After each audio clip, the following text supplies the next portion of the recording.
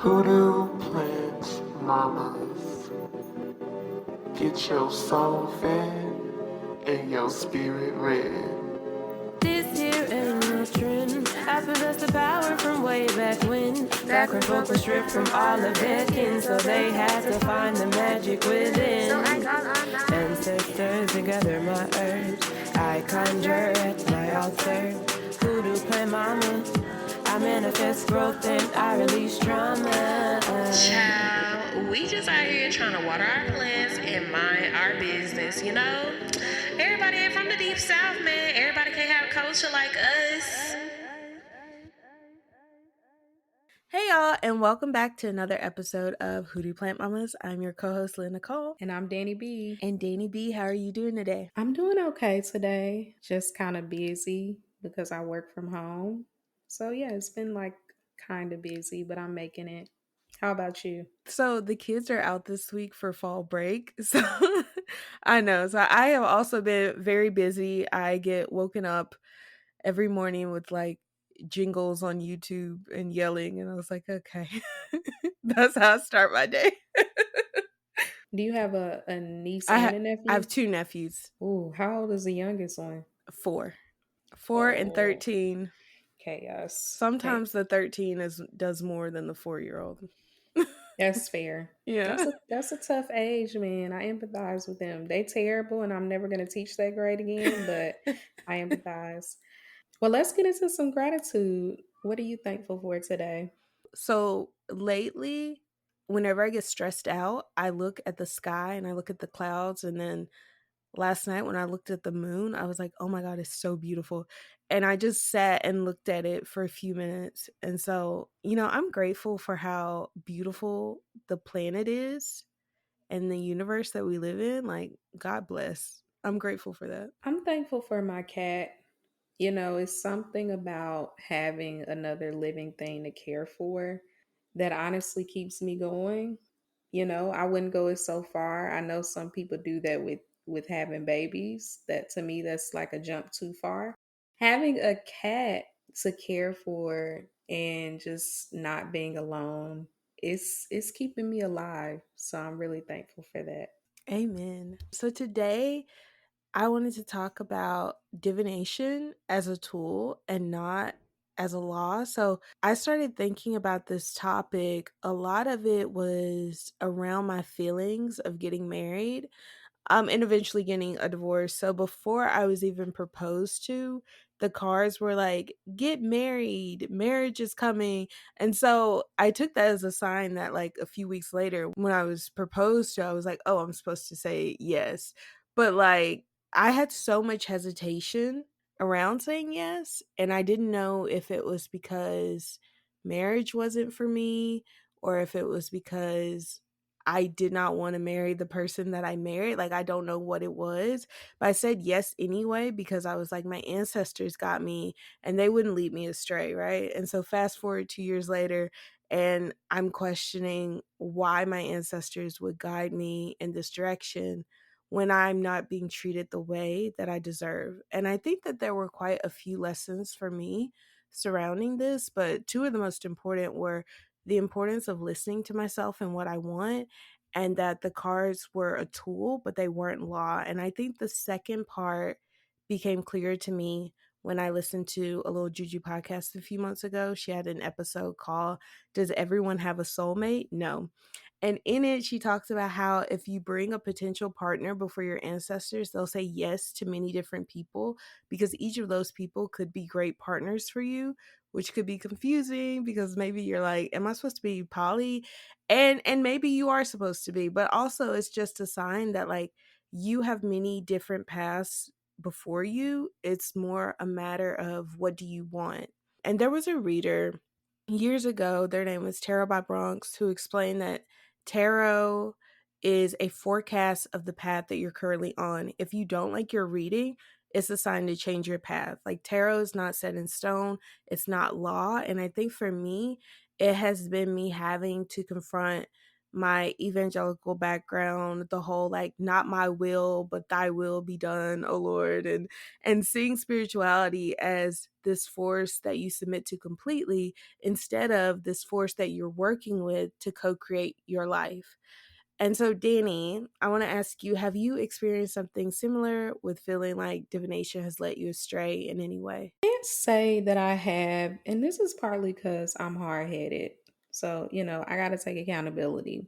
Sometimes the cards leave me confused, but a lot of times I simply be in denial. And typically, what they've told me is going on is exactly what's happening. I really like that you mentioned that it's not law because when you divine, I think the issue is like it's not law, but if you receive a message or you get a message and maybe you don't like it and so you turn away and you refuse to acknowledge it, I think things can get a little wonky. I think actually, you're simply diving head first into whatever negative or not ideal message you received because you're not really, for me, my problem was sometimes I would just, and I did this literally just recently. So I'm still a work in progress. Sometimes you might be tempted to like get upset. Like, what the fuck are y'all talking about? And just put the cards up and be like, I'm not even gonna like reflect. I'm not even, and just move on. And then, 6 months later, I'm a living witness. You like, I did it to myself because I remember. I remember when it comes to like, and I'm only mentioning this because you talked about marriage. I tried to stay away from the love readings for a really long time. Even when I would get a reading and they would ask if I do general, you want to know about love? And I'm like, no, because I had no faith in it. And I'm starting to still not have any faith in it. But on rare occasions, I have brought different people to the cards specifically, and it has never been positive. So that's partly why I try not to ask stuff. And I recently, because I sent you this spread, I recently did one with a person that I have like the biggest crush on. It's ridiculous. I brought them to the cards. I brought this person to the cards and I got the devil. And I want to note this because I talked to several people who didn't realize it. There is a couple underneath the throne where the devil sits on, and they're chained to that throne. And I never noticed that until I did this specifically for a love reading. Oh, and the funny part is, so I was not happy with that. I moved on. And like the next day, the cards doubled down. I did not even do a love reading. I was doing a general reading, and all of these cards related to love. And then the devil smacked down, like, bitch, you heard what was said. And I was just like, all right, I still need to reflect on it, but I did do some reflection. And I was like, I don't know if this card is saying no about this person. But I do know that this card can be reflecting something in me in the way that I'm moving and the fact that, like, have you done the work inside of yourself? Because you could end up in a codependent situation, not because this person is like bad for you, but because you have so much trauma around romance, sex, and relationships. And this was after I reflected because immediately your mind goes to, oh, they saying no, oh, they hate me, they don't want me to have love. But it's like, girl, you know who you are. You know what you have to bring to the quote unquote table. And it's a lot. And it's like, are you ready to have to navigate that? Are you ready for somebody to possibly be like, it's too much. You got too much stuff and maybe it just won't work out, like all kinds of things.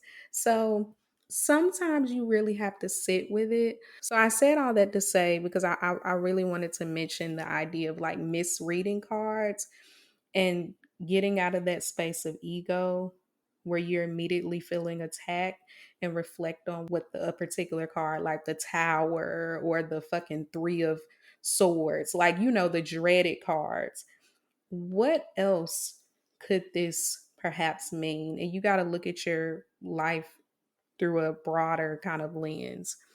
I will say, as far as like writing, career, health, I ain't gonna hold you. The cards be pretty clear. And a lot of what they've been saying is sit down. You doing too much. You upset because you haven't been able to write. It's not time. Like, you need to relax. And that pisses me off probably a lot more than me randomly doing a love spread. It's like, because, nah, you're pissing me off because what am I supposed to be doing with my life? Here's my thing. This might sound problematic. I do not care because I've learned that we all got to go our own spiritual paths, and I got to leave the noise alone. I really don't be asking a lot of important questions to the cards, like marriage, that kind of thing, or whatever you ask that you got that's serious. And I don't know if I'm in a place where if I seriously ask an important question and I get an answer I don't like, I don't know if I'm in a place to really be obedient or like rethink the route because I'm hard headed. I have done this to myself in the past when I was teaching school, like children. Before I even accepted the job, it was given hell no. I'm just saying, like, it was giving a hard no. And I said, fuck all that. I put those cards away for like a very long time, like probably almost a year. I stopped fucking with my tarot cards. And then it all came tumbling down. When I tell you my life was the epitome of that tower card, it was there. I was falling out the window, the flames, like I was in the card. So, sometimes you got to independently navigate certain things to avoid that or avoid beating yourself up because it's like, oh, I should have listened to the cards. Like, you have autonomy, and you get to make your decisions. You also get to deal with the consequences. So, I want to clarify, I also don't do love readings. So that was a general reading where marriage came up. I also had the same thing during the eclipse. I was pulling every day to kind of see like what's my theme for the next 6 months. And I got the devil card and I want to say 7 of water or 7 of cups. And someone had interpreted that to me to be like a situationship and to avoid it. And then the next day I got the 2 of cups or 2 of water with the 10 of pentacles or 10 of earth. And that could be interpreted as marriage. I was like, you know what? It could be a business partner. It don't have to be marriage. that's what I say every time I get, like today, I got 2 of cups, which pissed me off because initially, see, this is the kind of shit that you're not supposed to do. So initially, I had picked up the cards, the lovers fell out, and I said, "Fuck all that. I'm finna shuffle." That happened to me. I did the 2 of water. I was like, nope, put it back in the deck. It popped right back out. I was like, dang. They was like, "Well, let's soften it a bit. Here's 2 of cups." No, what are you talking about? I know what's going on here. So I don't really, I don't even remember where I was going with this, but yeah, I did get the 2 of cups today, and I was in the way, and I rolled my eyes. So I just want to say you are not alone. I also do not do love readings because I just feel like I will not listen to them. So love readings come up when I do general readings. But I do agree, like, reflection is necessary. And I also think that, like, divination, I'm learning that it's more so tips about how to move. And so I think that shift happened for me a while back when I decided to get a divorce. I realized that I was playing small and I was in this, like, I can't do anything I want until my ancestors approve it.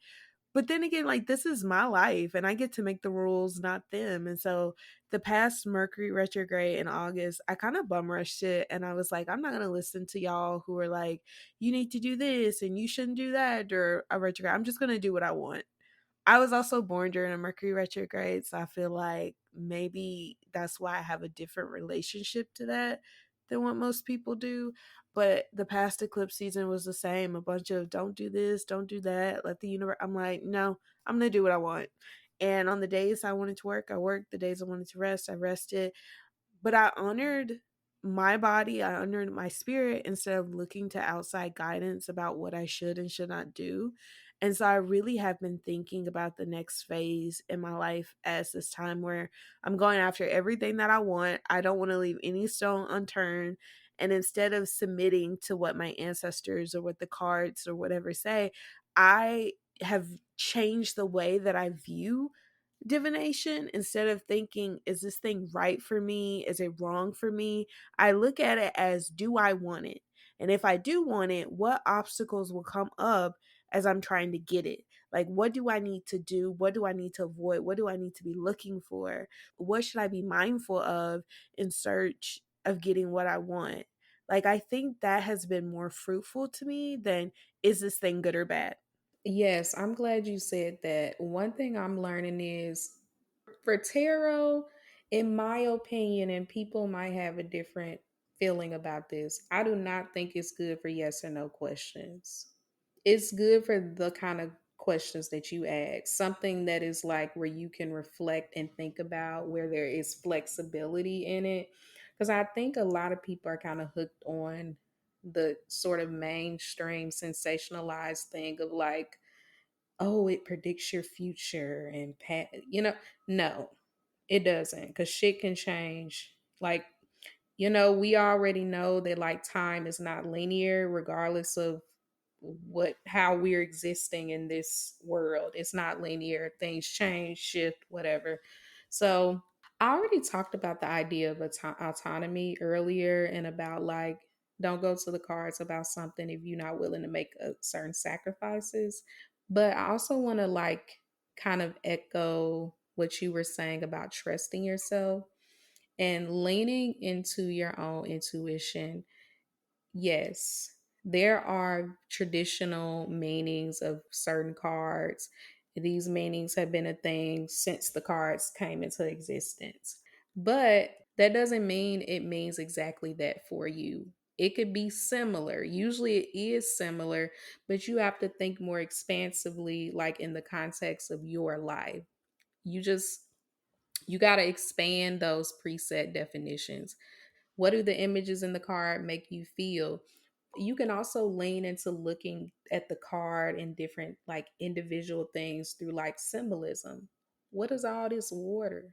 This was a lot of water in this card, and maybe you didn't even know it, because sometimes it's not even a cups suit. Like sometimes it's another type of suit, but there's hella water in the card. What does that mean?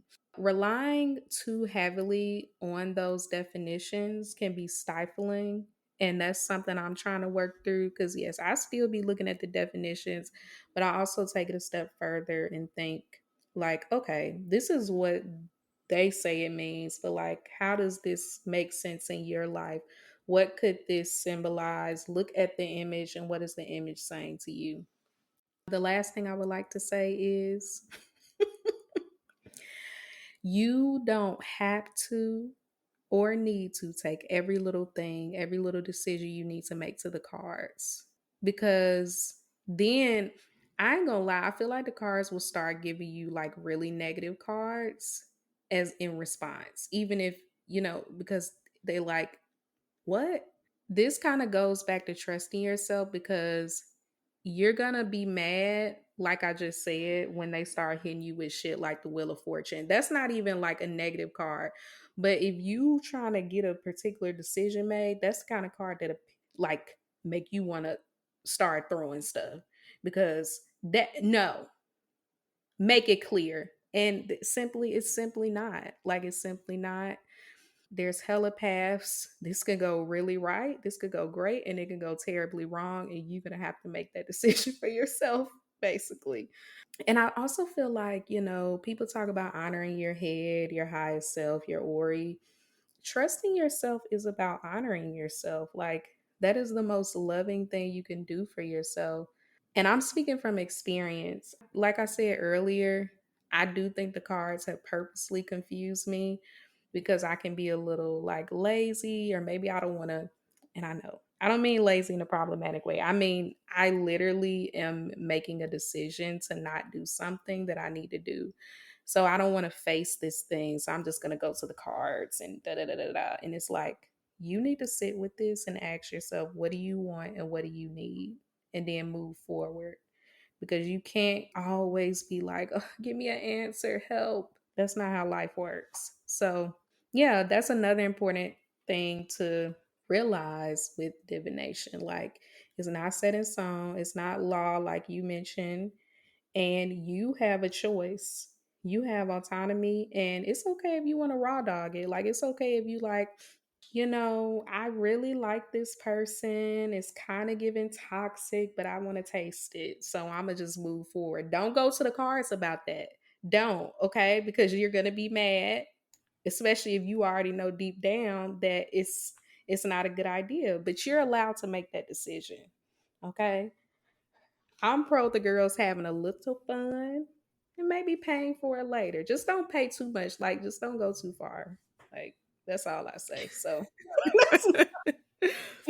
I wouldn't say the exact same situation, but I have been in a thing that I was like, I don't know if this is going to go well or not. And I brought it to the cards, and instead of being like, should I or should I not, I'd be like, what should I be prepared for? And so far, that has not been wrong. It was like, you should be prepared for a lot of miscommunication and misinterpretation and crying. And I was like, okay, haven't been wrong about that. see, that's a good strategy. Yeah. That's a great strategy, actually. So, well, are you ready to take a break? Yes, I am.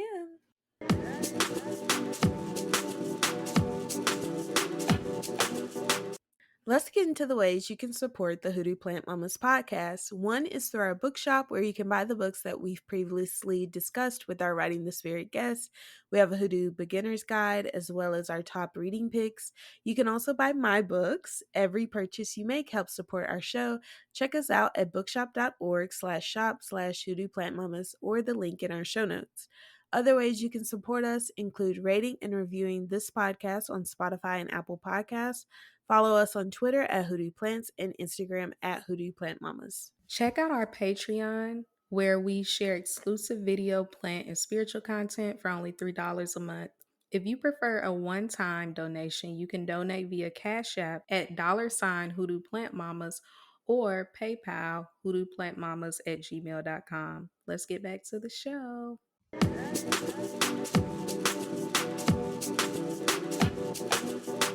Like we said on our last episode for Hoodoo Heritage Month, we want to spend each week highlighting a hoodoo, either outright or suspected. Our hoodoo for today's episode is Fannie Lou Hamer. She's an honored ancestor, and she has her own Hoodoo Heritage Month holiday on October 6th, which is her birthday. So I spoke on our Patreon about how I listened to Fannie Lou Hamer's gospel album, Songs from My Mother, I think that's what it's called. I listened to that often during the lockdown in 2020. I was super isolated. I didn't have anybody in my bubble. Like, it was really rough for me.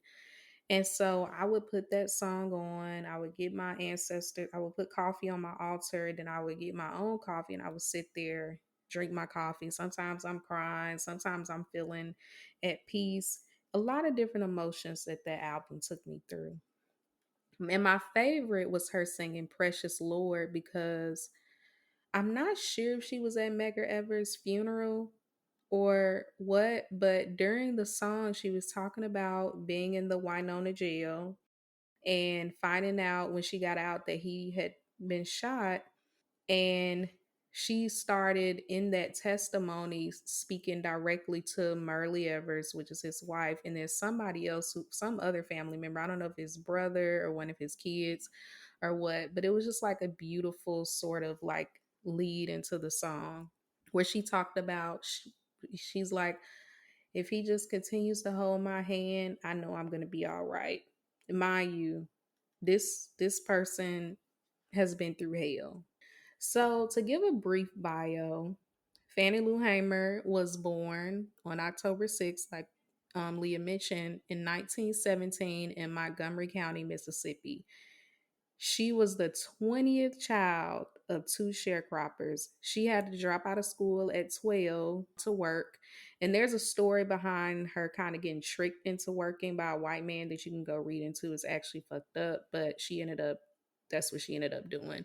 And then eventually she married Harry Hamer in 1944, and they would go on to work on a Mississippi plantation, I think, as sharecroppers. One notable thing that happened to Hamer, and I believe this is probably a part of her sort of getting into activism. It's probably one of the things that probably influenced it.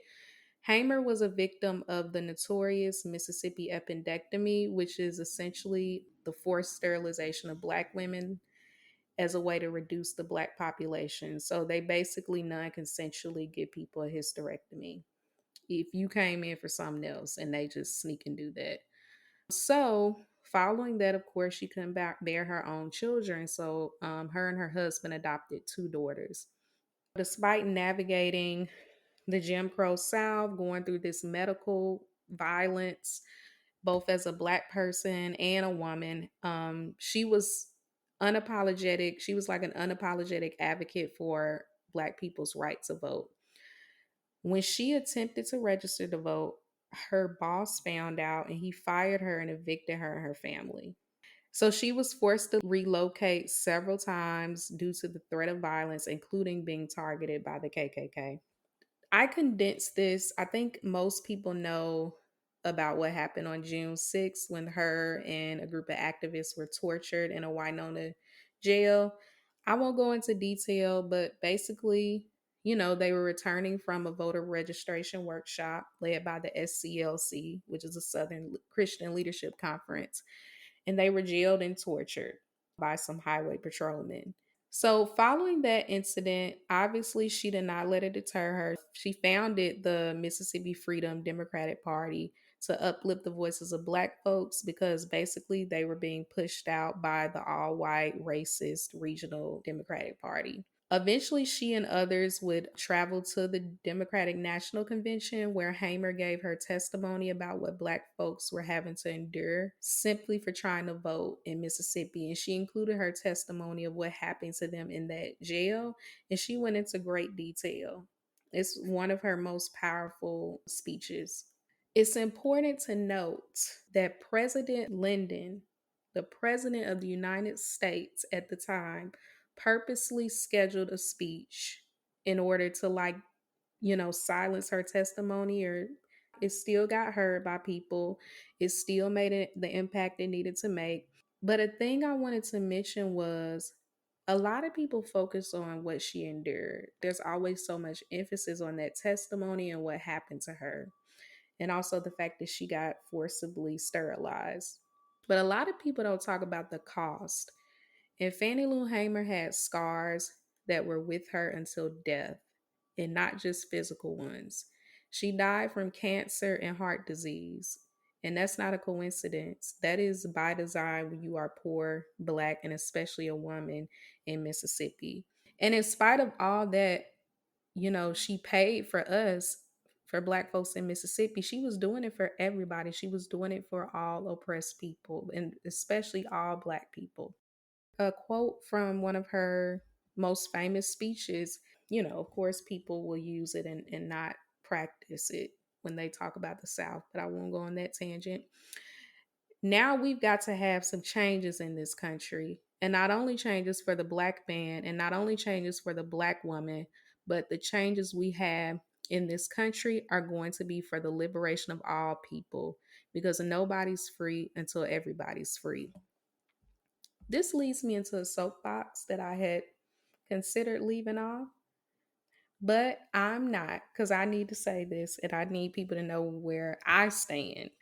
I find it incredibly disrespectful when people make parallels between Fannie Lou Hamer and Kamala Harris. Hamer believed in the freedom of all oppressed people. And to water down her legacy in the name of someone committed to being a war criminal, because that is inevitable if you become the president of the United States.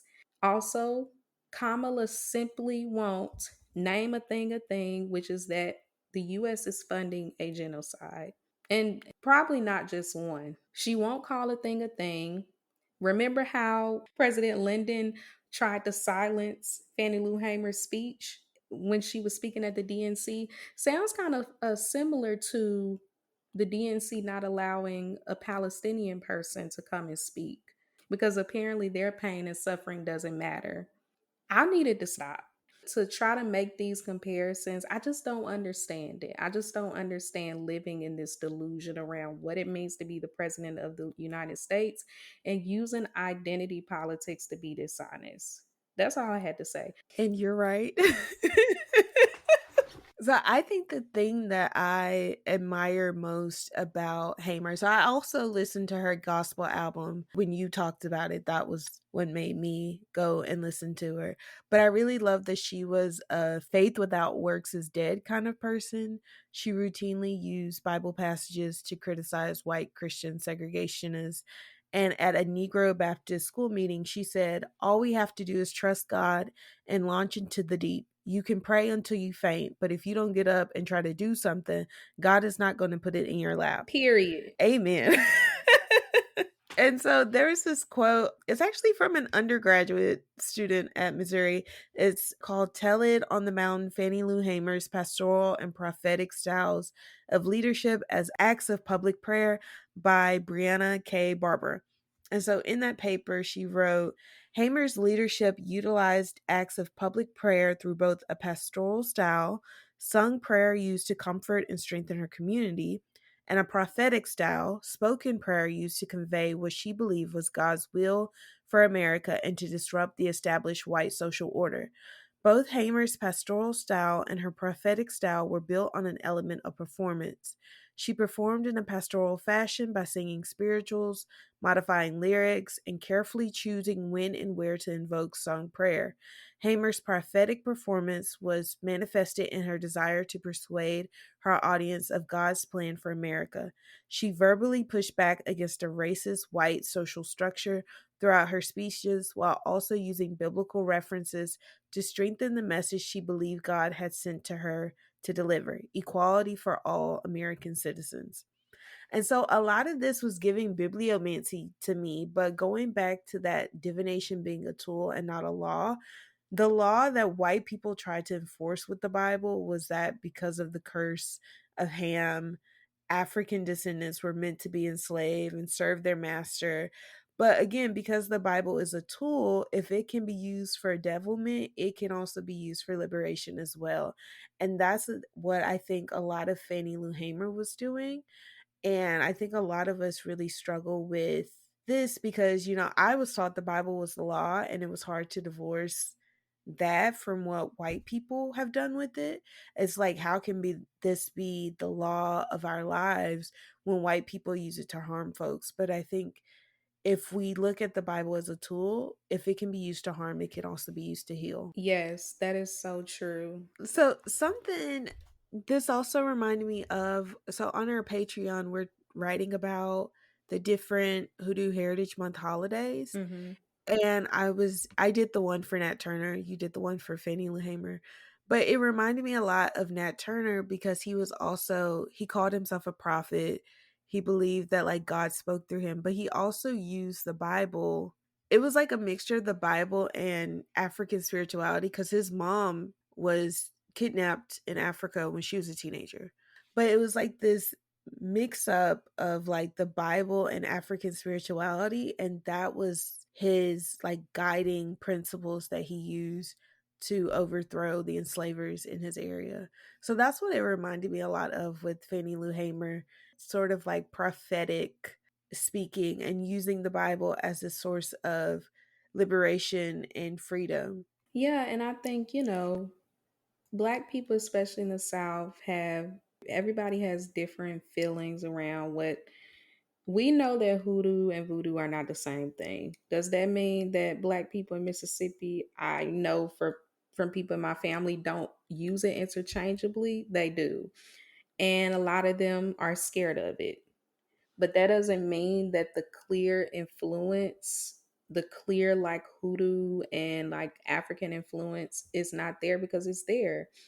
And a lot of like how Black people approach spirituality, including Fannie Lou Hamer, like even the like, I don't know what other people do at other churches, but I know in Black churches, giving your testimony before a song is like really common.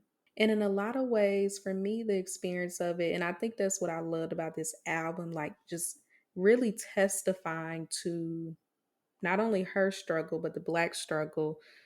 And then singing, it almost feels like an affirmation. It almost feels like calling in this type of like healing into your life, like something is moving. That's how I've always felt in church about it. Yeah, so I think, I'm always trying to tread lightly with this when it comes to hoodoo and who's a hoodoo and who's not. But I think that the influence is there. And even if these people didn't call themselves that, the way they approach their spirituality and their practice, that's what it was. I agree with you as far as the Bible, and that's still a text that I struggle with.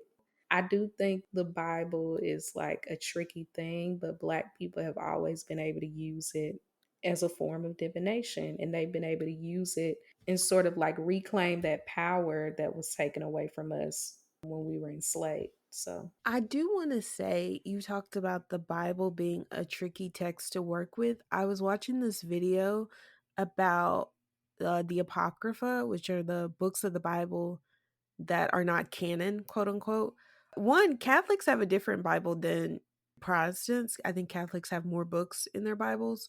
But then there are still other books of the Bible that are not added. And so there were these biblical scholars, they were all men. And they were like, if you look at a lot of those books in the Apocrypha, they center women as being like divine beings and women's spiritual journeys and things like that. And so they were taken out specifically to subjugate women. And so that's also context that is important when dealing with the canonical Bible. yeah, they've done the same thing when it comes to normalizing the abuse of children and positioning queer folks as the real threat by willingly changing the language that meant pedophilia to homosexuality. So, yeah, so that's not surprising. I'm super curious about what those books are. I will say in college, and I don't know if this is relevant, but we already down a tangent. Something about women in like the Bible kind of class I took my freshman year. So maybe the schools are indoctrinating us, and maybe some of us need to be indoctrinated. But that class is really what sort of began my shift into like kind of affirming things I already had questions about that I always wondered about, and like giving context to certain things. I know I had friends who for them they were like they not going to let that turn them away from God because somehow they felt like being challenged on the Bible was interfering with their relationship to God, because it's scary when you have to like face something that you've been told is the law and should it be questioned. So it's interesting that you said that, because that particular class, yeah, that started me on my feminist journey. I also had a Bible class. Maybe they were trying to induct. I also had a Bible class first semester freshman year or fall semester freshman year. And it was about the Bible and ancient beliefs and how they and biology and how it influences our culture today. And we had to read the Bible. That was it. We just had to be like, okay, what's the story that you were told was in the Bible? What's actually in the Bible? And when it was two different things, a lot of people were like the people in your class that was like, no, he's trying to brainwash us. And I'm like, we're actually reading the Bible and it does not say what we have been taught it's been said. And so one of our assignments was to go and quiz somebody else. And I tried to do it to my mama and she refused.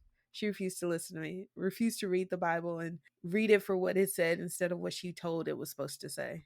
You know what's interesting is that I don't believe a lot of people. I do know that there are people who have read the Bible from front to back. I believe that a lot of them are not Christian. And I believe there's a difference too in the few, they're definitely in the minority, the few preachers who have actually read it front to back, because I believe that they tend to be a little more progressive. The rest of these people, I do not believe you read it to front and back. You've learned how to preach, even if you're a good quote unquote preacher and you're charismatic. You've learned how to nitpick through the scripture. You found certain books that really like push the agenda that you've been taught to push. And you lean on that and you make it seem like you're knowledgeable But a lot of these people have not read it front to back, because if they had, they'd contend with like the contradictions, because there are contradictions in it. I had to stop getting myself upset about people who just willingly reject critical thinking, because yes, critical thinking is hard. I went through a whole like existential crisis in college and after, because I was like, I don't know what to believe anymore. So I get it, but also I'm not arguing with you niggas. I'm not. Well, I have nothing else. Cool. I don't have anything else either. I think we have yapped enough. Thank y'all for listening. If you like this episode, you can like, rate, and review Hoodoo Plant Mamas on Spotify and Apple Podcasts. If anything from the show resonated with you, make sure to share with us on social media. You can find us on Twitter at Hoodoo Plants and Instagram at Hoodoo Plant Mamas. Thank y'all for listening, and stay tuned for our last episode of this season, which is next week. All right. Bye. Bye, y'all.